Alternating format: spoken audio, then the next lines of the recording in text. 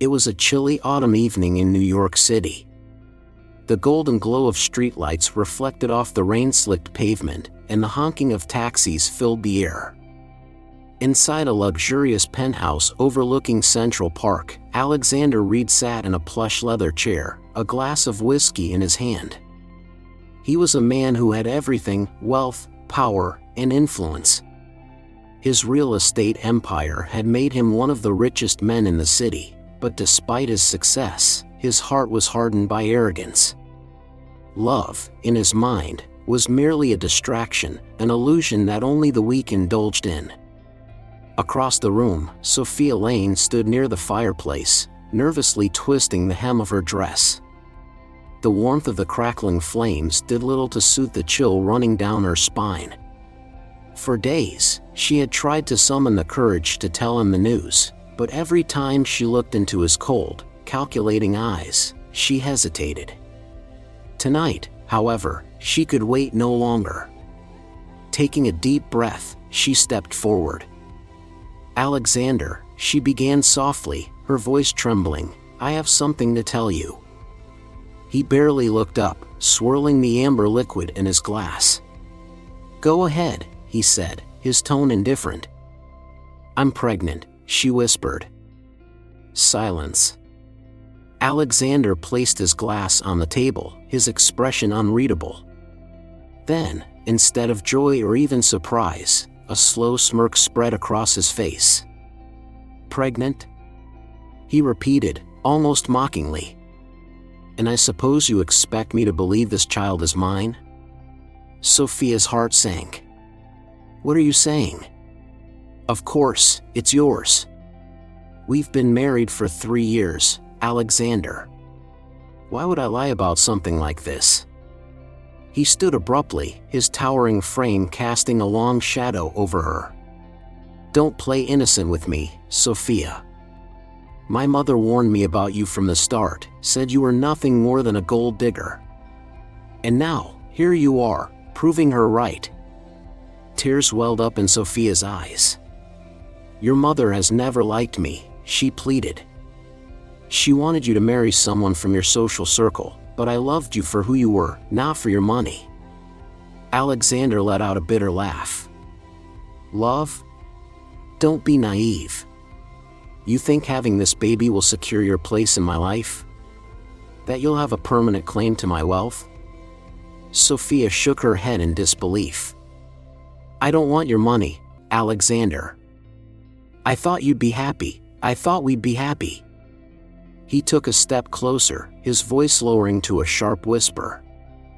"I don't trust you, and I won't be trapped by a child." A chill ran down her spine. She instinctively placed a protective hand over her stomach. "Please," she begged, "this is our child." Alexander remained unmoved. Reaching into his pocket, he pulled out a checkbook, scribbled down a number, and tore the check from the pad. "Here," he said coldly. "Take this and leave. You'll never have to worry about money again." Sophia stared at the check in horror. "You think you can buy me off?" she whispered. "If you don't want the money, then leave with nothing," he said firmly. "But you're not staying here. Pack your things and get out." A sob caught in her throat. She turned and walked toward the bedroom, her vision blurred with tears. She packed a small bag, her hands trembling. This had been her home, the place where she had dreamed of a future with him. Now, she was being cast out like a stranger. When she stepped out, Alexander was waiting by the door, arms crossed. "Don't ever come back," he said, his voice devoid of emotion. Sophia hesitated for one last moment, searching his face for any sign of regret. There was none. With a heavy heart, she turned and walked out into the freezing night, alone. The cold night air cut through Sophia Lane's thin coat like a blade.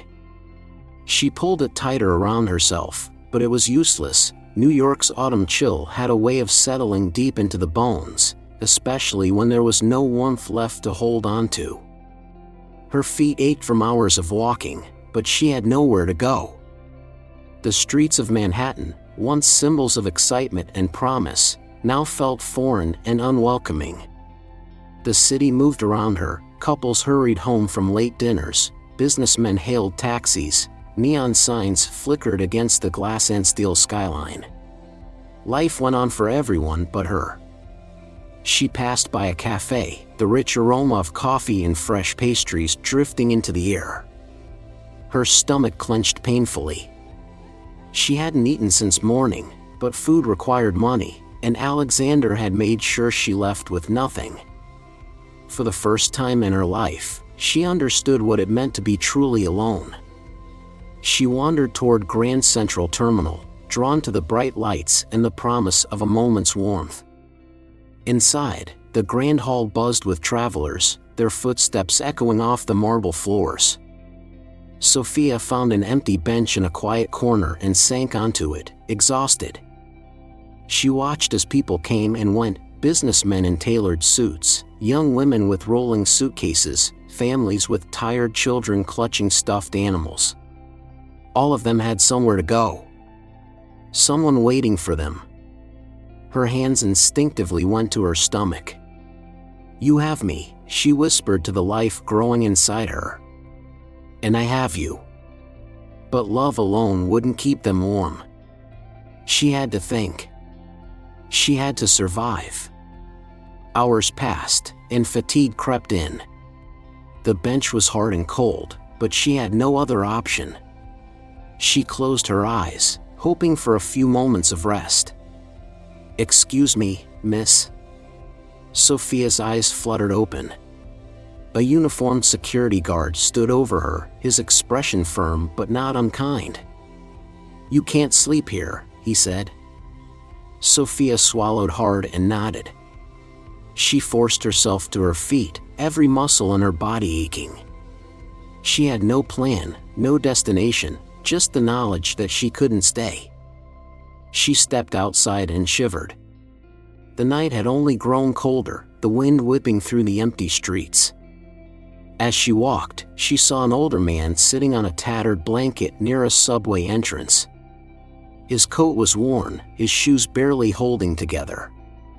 Yet, when their eyes met, he offered her a small, knowing smile.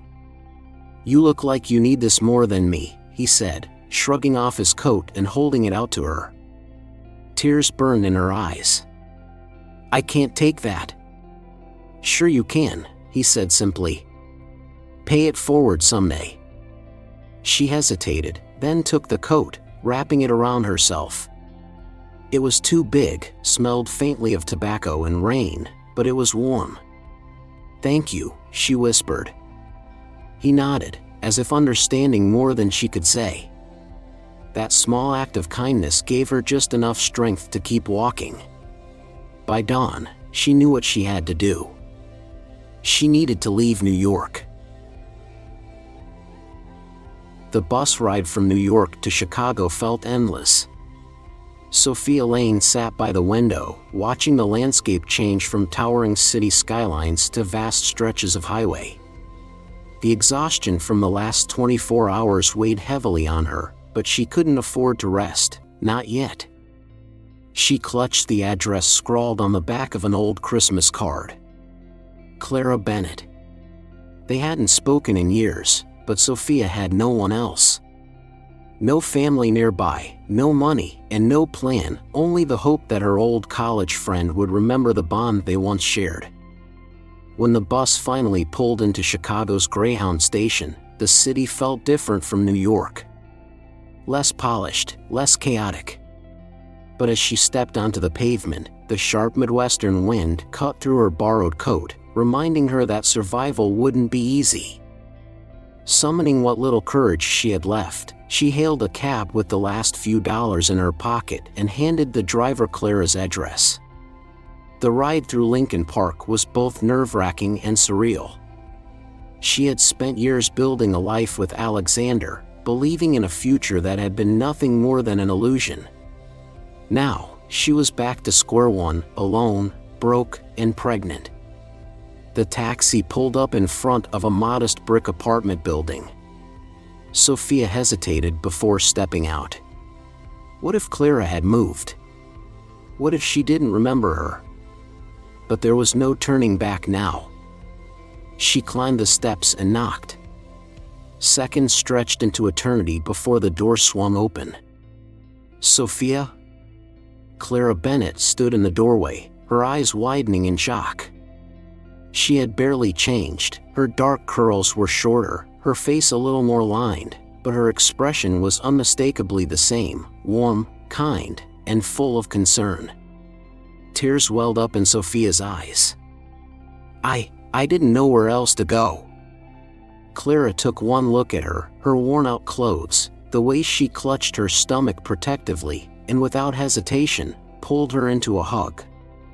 Come inside. The warmth of the apartment enveloped Sophia like a long-lost embrace. The scent of fresh coffee and cinnamon filled the air, a stark contrast to the harsh city streets she had left behind. Clara led her to the couch and handed her a blanket. Tell me everything.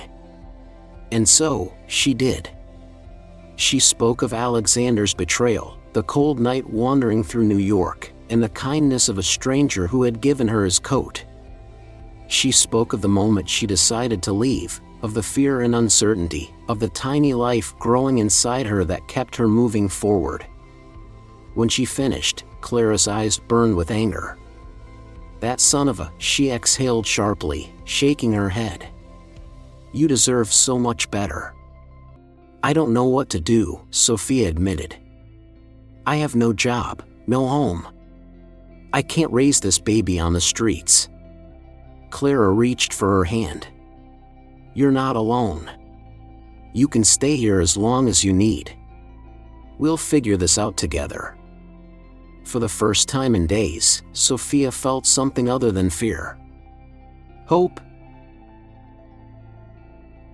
The first cry of Nathan Reed echoed through the small hospital room at Northwestern Memorial Hospital on a crisp spring morning. Sophia Lane lay exhausted but overwhelmed with love as she held her newborn son for the first time. His tiny fingers curled around hers, and in that moment, she made a silent promise: he would never feel abandoned. Raising a child alone was never easy, but in those early years, it was a battle of survival. Sophia worked long hours at a small diner in Lincoln Park, balancing double shifts while taking night classes to earn a certification as a medical office assistant. Clara Bennett, her steadfast friend, helped care for Nathan whenever Sophia's schedule became unbearable. Money was always tight. Rent, food, diapers, every dollar mattered. Sophia learned how to stretch a week's worth of groceries on a single trip to the corner store, how to mend baby clothes by hand, and how to soothe a crying infant after an exhausting day. Yet, no matter how tired she was, she always came home and held Nathan close, whispering stories about the future she dreamed for him. By the time Nathan was 5 years old, he had grown into a curious, sharp-eyed boy. He had Sophia's dark hair but his father's piercing blue eyes, a reminder of the man who had abandoned them. But Sophia never let bitterness creep into their home. Instead of filling Nathan with resentment, she filled his world with love, books, and bedtime stories about resilience and courage. Nathan's curiosity was boundless. At 6, he wanted to know how trains worked, so Sophia found library books about engineering. At 8, he became fascinated with money, asking endless questions about how businesses made profits. By 10, he was running a lemonade stand outside their apartment, carefully tracking every penny in a small notebook. Sophia couldn't help but laugh. He had a mind built for business, much like his father, though she never told him. Despite the struggles, they had their own kind of wealth: Sunday afternoons spent at the Chicago Botanic Garden, walks along the lakefront, movie nights with popcorn made on the stove. Sophia worked tirelessly, but she never let Nathan feel the weight of their hardships. Years passed, and Nathan's brilliance only grew. He excelled in school, earning top grades in math and economics. Teachers took notice, encouraging Sophia to consider advanced programs. She sacrificed sleep, worked extra hours, and saved every extra dollar to ensure he had the opportunities he deserved. By his senior year of high school, Nathan had built a future of his own making. When the acceptance letter from Harvard University arrived, Sophia held it in trembling hands, tears spilling down her cheeks. Nathan had made it. She had kept her promise. The towering skyline of New York City stretched before Nathan Reed as he stepped off the subway at Wall Street. The rhythm of the city, horns blaring, hurried footsteps, voices calling out in the chaos, felt electric. It was his first time back since starting at Harvard, and while his classmates were busy networking with corporate executives, his mind was elsewhere. As he turned the corner, a familiar name caught his eye: Reed Enterprises. His stomach tightened. He had seen the name before, in old business articles and financial magazines. But today, standing in front of the gleaming skyscraper with his last name plastered across the entrance, he felt something stir inside him. He had spent his entire life knowing only one parent, Sophia Lane, the woman who had sacrificed everything to raise him. But the man who had abandoned them, the man who had dismissed him before he was even born. He had been nothing more than a ghost, a whispered name, a missing piece of Nathan's identity. And yet, here was proof of his existence, etched into steel and glass. His heart pounded as he stepped inside the lobby, his polished shoes clicking against the marble floor. The receptionist, a woman in her 50s with silver-streaked hair and sharp eyes, looked up from her desk. "Do you have an appointment?" she asked. Nathan hesitated for only a second. "No turning back now." "No," he admitted. "But I need to see Mr. Reed. It's important." Her lips pressed together in a polite but dismissive smile. "I'm afraid Mr. Reed doesn't take walk-ins." Nathan exhaled slowly, then met her gaze. "I'm his son." The words felt foreign on his tongue. For a moment, he almost expected the ceiling to collapse, for the weight of the truth to be too much for this building to hold. But nothing happened. The woman blinked, taken aback, before glancing at her computer screen, then back at him. "Wait here," she said, rising from her chair. She disappeared behind a glass door, leaving Nathan standing alone.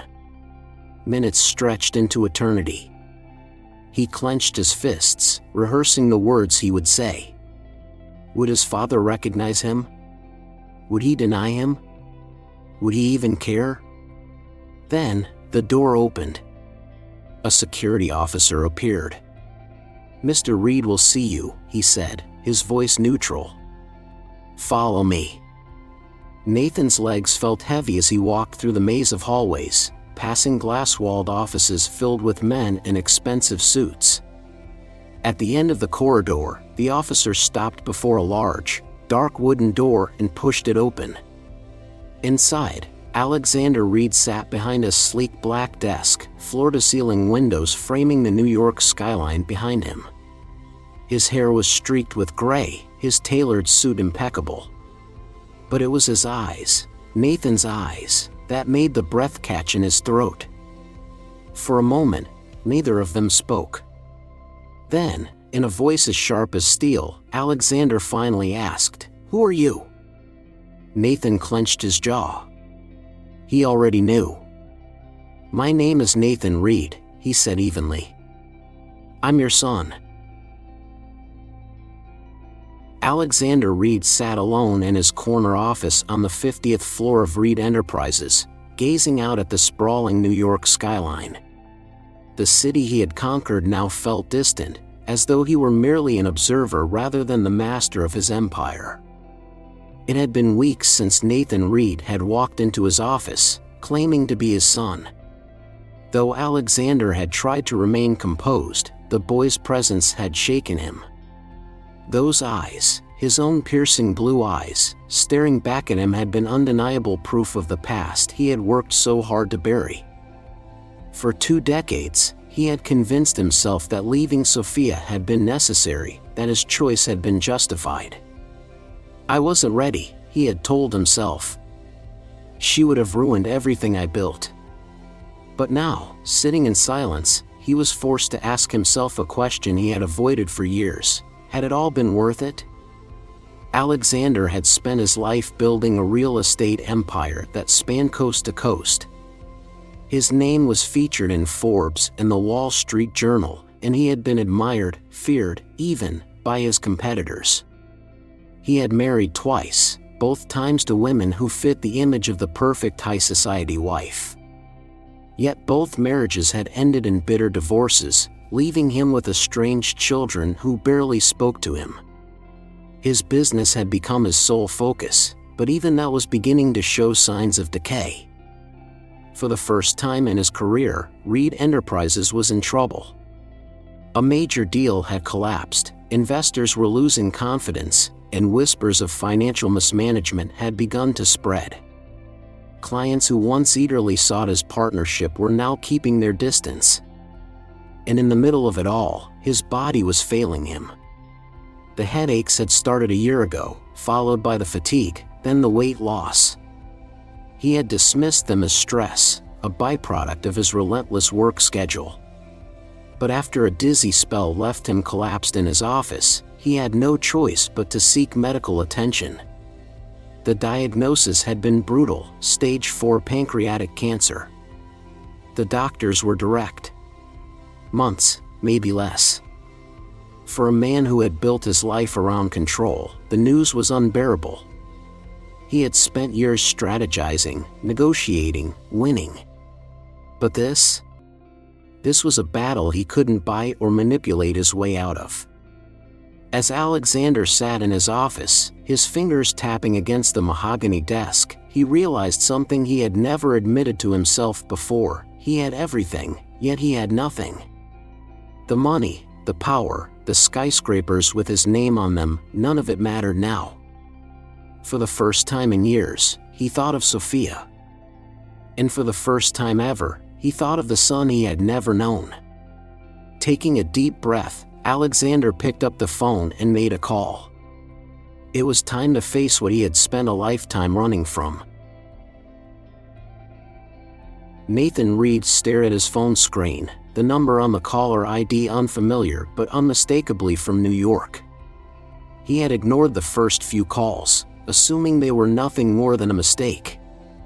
But when the same number appeared again, something inside him told him to answer. "Hello?"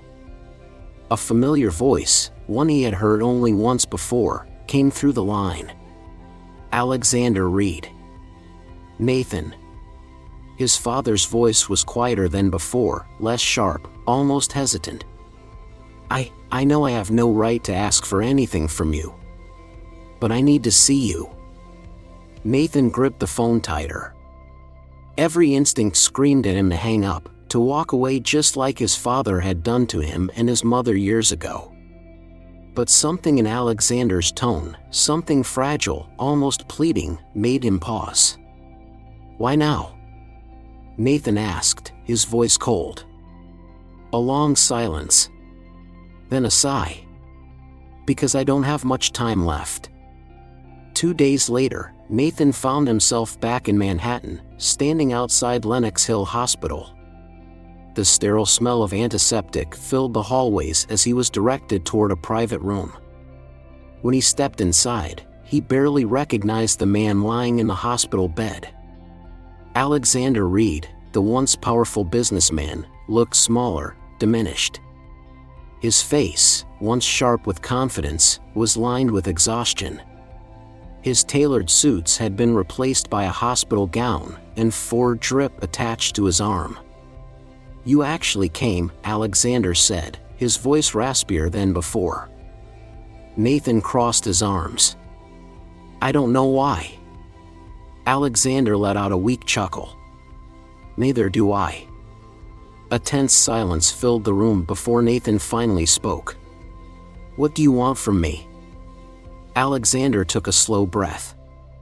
I don't want money. I don't want pity. I just want to know you, before it's too late. Nathan scoffed. You had 20 years for that.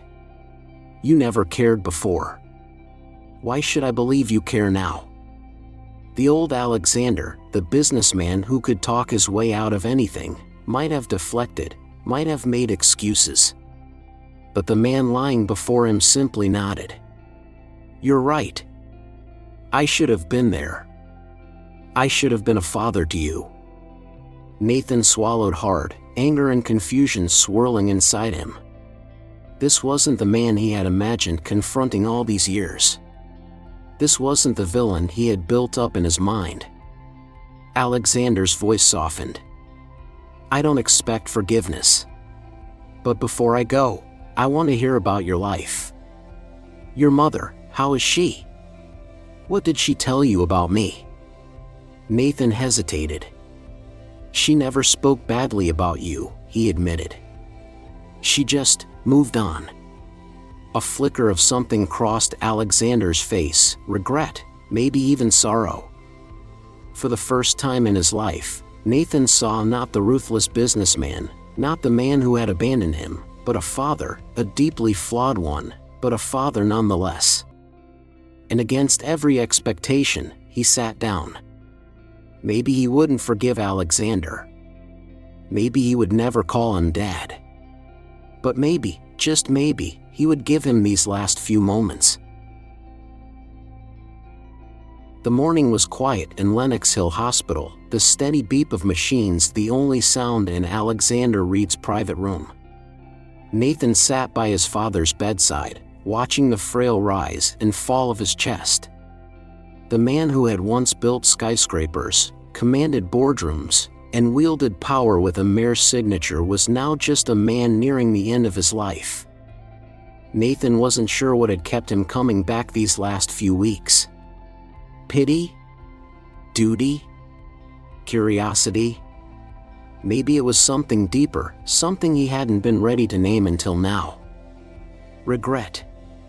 Not for himself, but for the man lying in front of him, the father who had chosen wealth over family, only to realize too late that he had lost what truly mattered. Alexander's eyes fluttered open, the piercing blue now faded but still searching. When he saw Nathan, he gave a tired smile. You stayed. His voice was weaker now, his body losing the battle faster than either of them had expected. Nathan nodded. Yeah. I did. Alexander exhaled slowly. I wish I had been the father you deserved. For years, Nathan had imagined this moment. He had dreamed of hearing these words, of seeing guilt, remorse, anything that proved his father had known what he had done. And now, here it was. It didn't erase the past. It didn't fix anything. But it was real. I used to hate you, Nathan admitted. For what you did to my mother. For what you did to me.